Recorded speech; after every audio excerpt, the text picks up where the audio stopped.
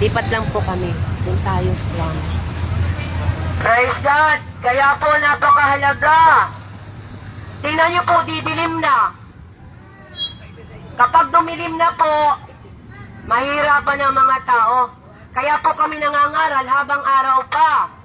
Kasi pagdating ng madilim na, paano makakarinig ang mga tao madilim? Subalit, sabi doon, si Jesus Christ is the light of this world. Si Jesus ay ilaw sa mundong ito. So kapag may Jesus Christ sa inyong puso, nasa liwanag kayo. Pero kapag wala kayong Jesus, namumuhay kayo sa kadiliman. The Bible said. Maliwanag po ang salita ng Diyos, ha? Kapag ang isang tao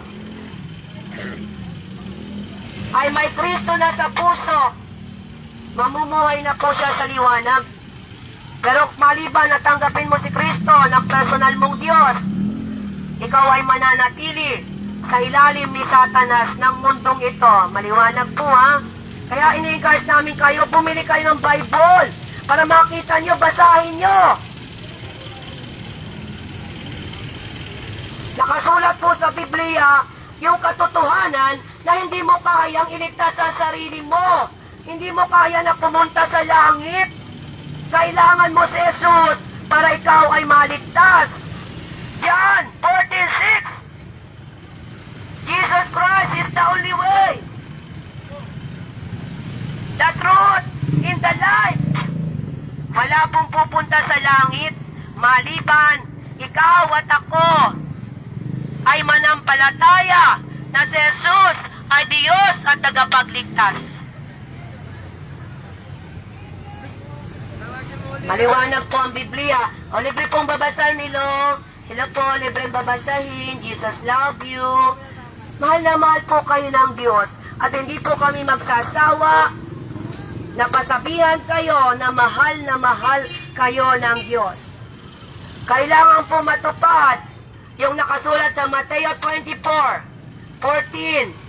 Kailangan lahat ng tao, every nation, every country, America, Canada, Australia, Israel, Philippines, China, makarinig ng mabuting balita para makabalik na si Jesus. Kaya po makinig lamang kayo, baka sakali sa pakikinig nyo, makasumpong kayo ng kaligtasan. Dahil ang Diyos ang nagliligtas. Ang kaligtasan po para sa lahat, ha?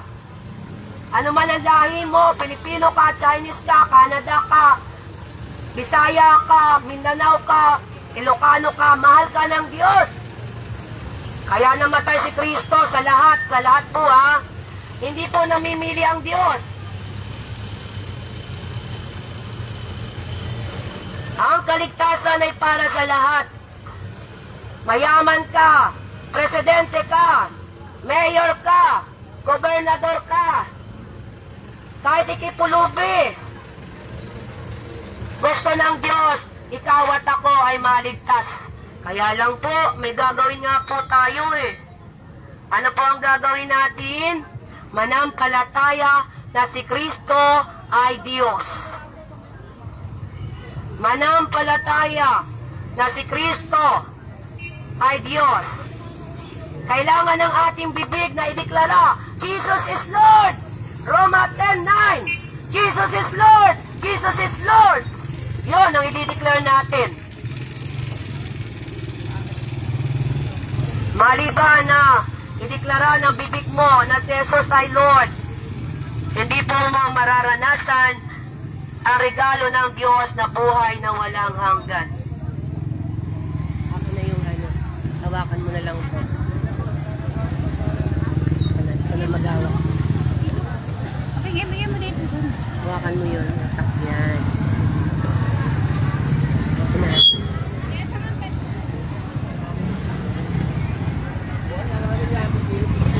Libre pa po, isang kabatin.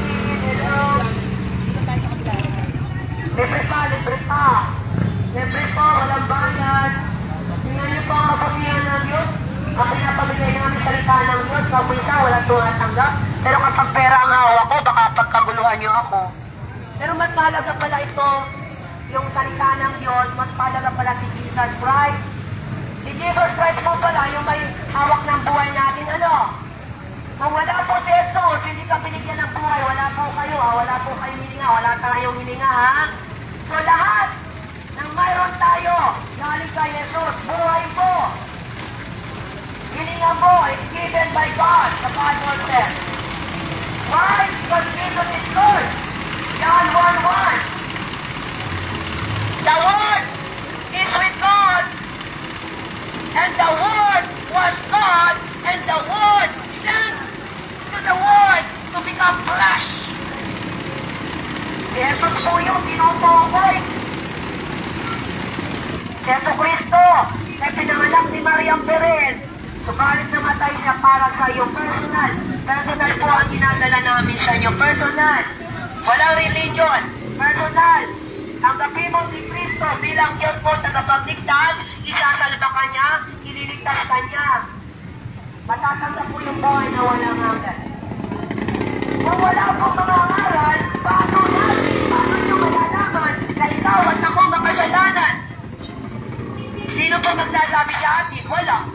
Kaya po, binabagi na tayo, ikaw at ako makasalanan sa harapan ng Diyos, wala matuwid. Hindi Jesus.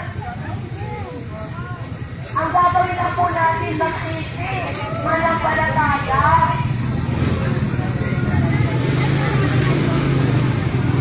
Kaya pamapalan yung mga tao na parang nyo. Nakabagan po kayo ng Diyos. Kasi sabi doon, kapalat ang isang tao, nananampalataya sa ito sa Diyos, at kapag nananampalataya, malakbang ka ng angel sa langit dahil sa isang tao na nanumbalik sa Lord. Lahat po tayo ay nawawala. Kaya po bumaba si Jesus para ikaw at ako hanapin dahil tayo ay mga nawawalang tupa. Bali pa na lang kayo kampi. Mayroon po kasi dalawang klase, tupa, kampi. Yung tupa, yun yung nakikinig ng salita ng Diyos, pinapamuhay. Naniniwala kayo sa siyang kambing po, nanonood yun. Pag pinakita mo ng salita ng Diyos, pag binigyan mo ng babasahin, ayoko, yan ang kambing. Pero yung mga tao tumatanggap, yung salita ng Diyos ay sa Diyos, mapalad po. Masakit ang katotohanan. Pero kung hindi nyo malalaman na tayo makasalanan, paano tayo magbabago? Hindi nyo po ba naiintindihan? Tingnan nyo po ang daming tao. Paano kung bumalik si Jesus now? Ang dami pong mapapahamak.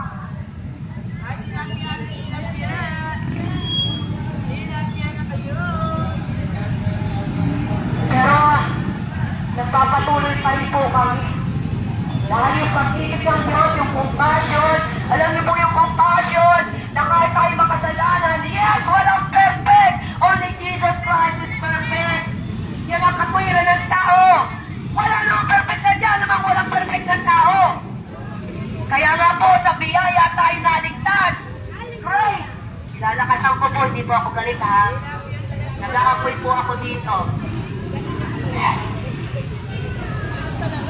Wala akong perfect. Jesus ang perfect kasi sa Diyos. So paano po tayo yung biyaya nga ng Diyos? Yung abang ng Diyos na ang gagawin mo na lamang ay manampalataya, humingi ng tawad, magpakumbaba sa Diyos, Panginoon, iligtas mo ako. Yung abang ng Diyos, yung mercy niya po, kasi wala tayong may pagmamayapa. Kaya yun yung binibigay namin sa inyo, na ikaw at ako, kahabagan ng Diyos, para matanggap mo yung regalo. Yung biyaya ng Diyos, sabi sa Ephesians 2:8-9, may regalo ang Diyos, buhay na walang hanggan. At matatanggap mo yung regalo na to sa pamamagitan ng pananampalataya kay Kristo. So dahil sa pag-ibig ng Diyos sa'yo at akin, hindi mo na kailangang ipako sa cross. Tatanggapin mo na lamang si Kristo. Pero dahil kung ikaw at ako ay nakatanggap ng biyaya, biyaya para paulit-ulit tayong magkasala. Because God is holy. Yung mga tao mananampalataya sa Kanya ay susunod sa kalooban ng Diyos. Mabubuhay ng banal. Ay, naano sa daligan. Sa daligan. Alin ang hindi gusto ng Diyos? Yung kasalanan mo, yung kasalanan natin ginagawa. Magkaiba po yun ha, para maunawaan nyo. Mahal ang Diyos ang tao. Umalis na. Ang araw ng Diyos yung ginagawa natin, magkaiba. Kasi yung kasalanan natin, isa ka na sa nagtuturo. Oh, ibigyan ko lang po kayo ng sampol para alam niyo po ha. Ano po ba yung kasalanan? Yung kasalanan po, ito po yung ginagawa natin. Na kung minsan hindi natin alam. Hindi natin alam na sinungaling na pala tayo, nangangaling na pala tayo. Alam mo may asawa ka, o yung asawa mo. Kaya hindi ka pwedeng mag-asawa, hindi ka pwedeng mag-divorce. Walang divorce sa Pilipinas. Yung pinagsama ng Diyos ay huwag mong paghiwalayin. O bakit po ngayon daming magkahiwalay? Tama ano? Ang daming ngayon broken family wife. Si lalaki sa mga liwa. Si babae sumama sa iba. Sino kawawa? Sino po mga anak? Yung mga anak ang kawawa. Yun ang kasalanan. Mahal ng Diyos yung tao, pero yung ginagawa maliwanag po ha. Pinapaliwanag na po para tayo ay alam ang gagawin. Mahal tayo ng Diyos, yung ginagawa natin ang ayaw. So kaya pag yun ay humingi tayo ng tawad, hindi mo na uulitin. Ay magbabagong buhay ka na. Kaya siguro maraming tao, ayaw na po naging Kristan, ayaw nila magbagong buhay. Gusto nila doon sa librito, sa putikan, kumapulong ka ang baboy, pulong sa putik, ulit. Gusto nyo ba yun? Para kayong baboy na kumupulong sa putikan, ayaw umalis sa kadiliman, sa kasamaan. Gusto nyo, parati, kay Satanas kayo. Samantalang si Jesus ang namatay, siya yung Diyos. Kaya siguro maraming tao ayaw maligtas kasi gusto nila sa putikan, sa dilim. Dito sa ating bansa, meron po ba kayo narinig yung may narinig po ba kayo? Hello? Yung divorce. Parang yung divorce ay nasa batas. Tapos yung may narinig po kasi ako yung dalawang babae magpapakasal na.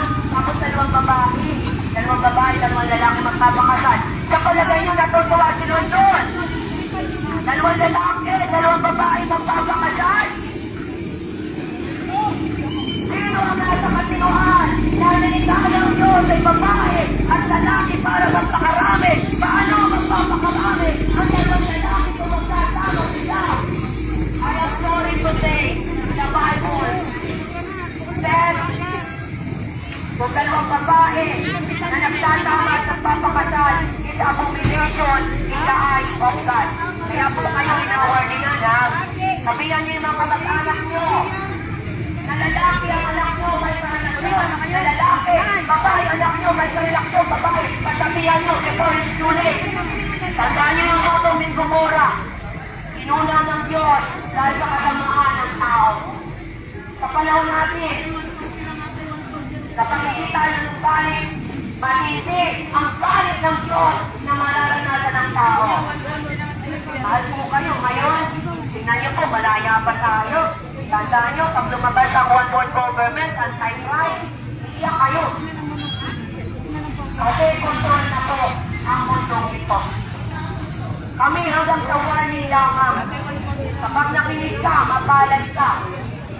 Dahil ang Diyos, isang tao, ayaw niyang mapahamak. Ano po? Yun po yung kasalanan na sinasabi. Pinaliwanag ko lang po sa inyo kung ano yung kasalanan. Baka hindi nyo alam yung kasalanan. Huwag po kayo maririndi ha. Kasi pag narindi kayo, Jesus Christ ang sinasalantang nyo. Ako tagapagsalita lang ha. Malit pa yung speaker ko. Sa ibang lugar, ang lalaki ng speaker. Eh wala akong pambili nun. Kaya maliit lang ang speaker ko. Malait nga ho. Alakas naman ang impact. Prepare for the kingdom of God. makaligit pa nga. Kasi lalo na siguro kung malaki yung speaker ko, kapag sa kota yung boses ko. Bumili kayo ng ulam, mamigay kayo sa walang ulam. Darating ang panahon, mawawala po yung pera natin. Bigyan kayo ng pera. Mawawala po ang cashless society. So ano pa po yung kasalanan? Kasi baka hindi alam nung iba, magnanakaw, mandarampok, mga malunyak, sinungaling, mandaraya, mangkukulak, ano pa, dami po. Yan po yung mga kasalanan. Yun lamang po ang ayaw ng Diyos. Pero ikaw, ano po, mahal na mahal ng Diyos. Yun lamang po. Ano? Parang dumadami yung tao natin na ko'y nadami. Parang bibili lang isda. Bibili lang isda. Pero alam niyo po mga magsit, kapag nagpapasa po kayo ng Biblia, hindi po kayo maririndi. Ano? Tandaan mo sa Japanan po, kapag salita ng Diyos at sinasabi, maririndi ang tao. Pero kapag nagsukihan niyo po, na mahal na mahal pa ng Diyos, ako magdamag na magbabasa ng Biblia. Iiyak ka ba? Kasi ikaw at ako kinahabagaan ng Diyos. At hindi tayo tatapos sa Diyan. Ano po? Mahalaga lamang po na sabihan kayo. Kasi bukas makalawa, pag natuloy yung World War III na sinasabi ng Russia, China at Amerika, apektado po tayo lahat. Hello? Kaya po, ang magagawa lang namin, kayong kasabihan. It's up to you. Dadaan niyo po ang desisyon. Kayo po ang mag-desisyon. So, sasabihin ito tatlong bagay. Tatlong bagay na dapat natin gawin para po matanggap natin yung regalo. Ano po? Tatlong bagay po. Ang salita po ng Diyos ay buhay. Kaya po tumatagos siya sa atin. Kaya po may nagre-react. Maniwala ka. Kaya po, may nagre-react sa salita ng Diyos. Sabi po sa Hebrew 4:12, ang salita ng Diyos ay nagulat ng tamak na nagkapila ay mahim. At kapag narinig ng tao ang salita ng Diyos, diretso sa puso, sa kasukasuan. Kaya po, sanay na po kami na may nagre-react. Pero ang mahalaga, matupad po ang salita ng Diyos. Ano po? Maliban kayo magbasa ng Biblia, talagang magre-react kayo. Kasi hindi nyo po alam yung nakasulat sa Biblia. Pero pag nabasa po kayo ng Biblia, makikita nyo po, iiyak kayo, tutulog ang inyong luha dahil ikaw ay makasalanan, ikaw ay kinakawakan ng Diyos at iniligtas. So sa hapon po ito, ang mahalaga lamang matupad namin ang salita ng Diyos. Habang hindi pa siya bumabalik sa rapture, ma-warningan kayo. Ano? Warning. Sabi sa inyo, mahal ka ng Lord, may langit impyerno. Pero kayo lang po mag-i-decision na, hindi po kami na. We offer you the gift of God. So kayo po ang mag-i-decision. Tatlong bagay, easy. Kung gusto niyo po na matanggap ang regalo ng Diyos, una pong gagawin natin, accept Jesus Christ as your Lord and Savior. Accept. Kasi maraming tao ngayon, ayaw kay Jesus Christ. Eh Jesus Christ namatay sa cross. Siya yung Savior. Accept Jesus Christ. Letter B. Believe. Believe po. Believe. Believe that Jesus Christ. Maniwala ka, manampalataya ka. According to Ephesians 2:8-9. Sabi ng salita ng Diyos, yung mananampalataya sa akin, hindi ko itataboy, ililigtas ko. Kaya kayo po yung nagdidesisyon. Hindi po itataboy ng Diyos at lumalapit sa Kanya. Right? Kami nga po, hindi itinaboy nung kami lumapit at nagsisi. So kayo rin, hindi po kayo itataboy ng Diyos. Manumbalik na po kayo. So, pangatlo na po, C. Letter C. confess that they are a sinner. Maliban po natin natin na tayo naman wala pong salvation. So, Romans 10:9, kapag ikinumpis ng ating bibig na si Jesus ay nabuhay sa mga matay, ililigtas ka po niya. Ano po? Napakaliwanag. Ang pag-ibig po ng Diyos ay para sa lahat. Ano po? Ang pag-ibig po ng Diyos ay para sa lahat. Kaya po sa gabing ito, mapalan po ang nakikinig ng salita ng Diyos. Mapalit at mapalan yung mga tatanggap ng CCC at manunumbalik sa Diyos. Makakasama po siya sa promise land na buhay na walang hanggan. Ang mundong ito po ay magkakaroon po ng Great Tribulation ha. Sobrang kahirapan. Sa Great Tribulation po, matutupad yung big one. Bawat city, babagsak lahat ng mga bahay na magaganda. Bawat nation, bawat city, babagsak po sa lakas ng lindol. Ngayon, malaya pa tayo. Sige lang, enjoy nyo lang kalayaan. So, pagdating ng time na yon, yung galit ng Diyos, mararanasan po ng tao, dahil hindi po sila nagsisi at nanampalataya na si Kristo ay Diyos. Mananalangin po ako. Come to the living water, come. May tubig si Jesus, come. Bread of life, come. Si Jesus ang buhay, tinapay. Kapag kinain mo ay ininom, mabubuhay ka. Bibigyan ka ng Diyos ng buhay. No religion, no. Relationship with the Lord. Personal. Personal na tanggapin mo si Jesus bilang Diyos at tagapagligtas para ikaw at ako ay maligtas. So, salamat po, mananalangin po ako. Dalangin po ako, ha? Sino po ang gustong tanggapin si Kristo para maligtas? Lapit po, lapit. Huwag mahiya. Yung gustong maligtas, kapag kayo nandyan, mananalangin po tayo. Binibigyan po kayo ng pagkakataon na manalangin ng salvation. Panalangin po ng kaligtasan. Mananalangin po ako dahil mahal po kayo ng Lord. Kapag po kayo nanalangin ng tao sa puso, maliligtas po kayo. Ano? Yung mga walang ginagawa, o pwede rin naman kayo sa bahay, manalangin para ingatan ng Diyos. Sa manalangin po tayo.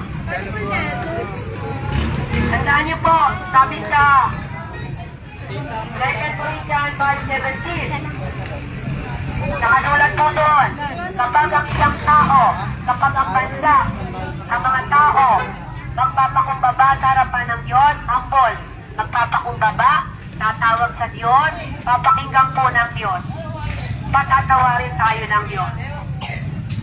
Kaya po kung tayo magpapakumbaba sa harapan ng Diyos, yung kaligtasan po, makakamta natin. Ano po, manalangin po tayo, baka sakali kahit sa isa sa inyo, maligtas.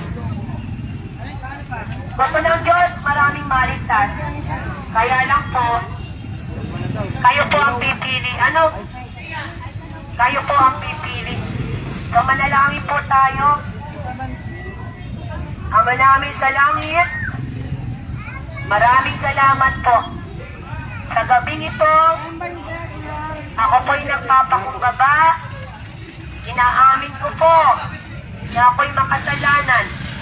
Hindi ko po kayang iligtas ang aking sarili.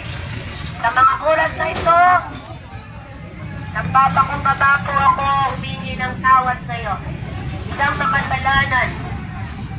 Sa oras na ito, nananampalataya po ako na namatay ka sa cross, nabuhay, umakyat sa langit, nasa kanan ng Diyos na mga makapangyarihan at babalikan mo kami. Ama, maawa ka po. Isulat mo naman po ang aking pangalan sa aklat ng buhay dahil sinabi mo, maliban ang isang tao ay nakasulat ang pangalan sa aklat ng buhay, hindi po siya makakapunta sa langit. Sa oras na to, ikaw na po ang aking Diyos at tagapagligtas.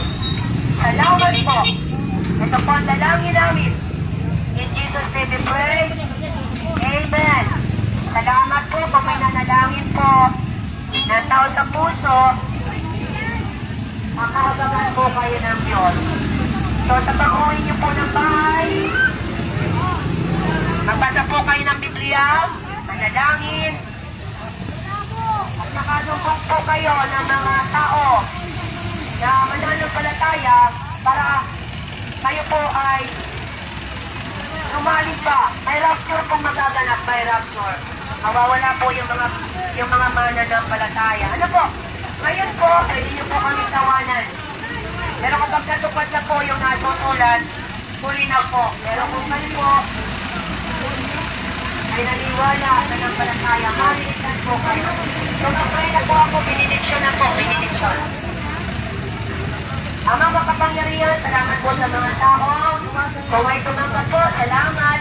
Pagpalaan mo siya, ingatan mo, at yung po ay nawalang hanggan, matanggap po niya. Pagpalaan po lahat ng tao. Sabi mo po, hindi lamang sa tinapay na bubuhay ang tao. Kailangan po namin ang pagkain, magtinda, mabuhay, pero mahalaga pa po pala na kami ay nagbabasahin ang salita ng Diyos. Salamat po sa mga taong napingin sa aming pangangaral, pagpalain mo po. Salamat sa mga taong nakinig, pagpalain mo sila. Bless mo mga jeep, mga tricycle. Pagpalain mo po ang lugar na to. At ang aming pamunuan ay mayroong takot sa Diyos. Kasi kapag walang takot sa Diyos, ay kaparusahan ang isang salita. Bless mo po ang lugar na to. Ang pag-ibig ng Diyos at ang kaligtasan ay maranasan pa namin sa lalawigan ng Quezon. Kaya po yung mga pinuno namin, tulungan mo po na yung aming mga mayor sa pag-gobernador magkaroon ng banal na takot sa iyo.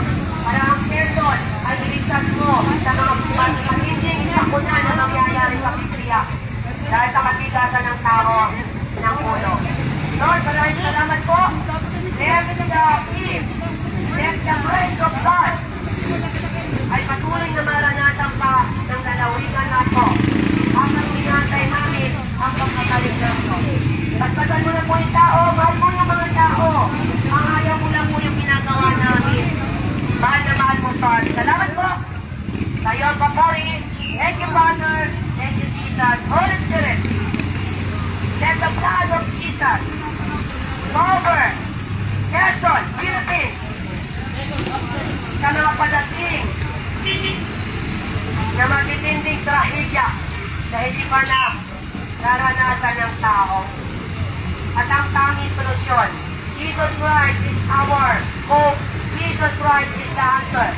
Jesus Christ comes to save. Jesus Christ is the healer. Jesus Christ is coming. Kaya salamat po. Magandang gabi po. Mahal po kayo ng Diyos. Salamat po sa inyong pakikinig. Pasensya po. Pasensya po.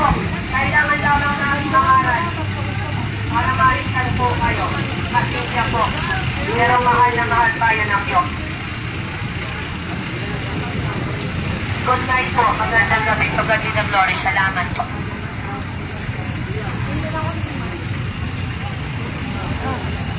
Patayin ko yan. Oo, magpatay. Sana. Gusto na yan tayo. Tapos na. Salamat po. Mag-pray na tayo. Mama, maraming salamat po. Thank you po. Hindi umulan. Pagpalain mo po ang bawat isa. Yung mga nakarinig, i-bless mo na po. Thank you, Father. Jesus' name we pray. Amen. Okay. Bye-bye. God bless mga kapatid. Pauwi na po kami.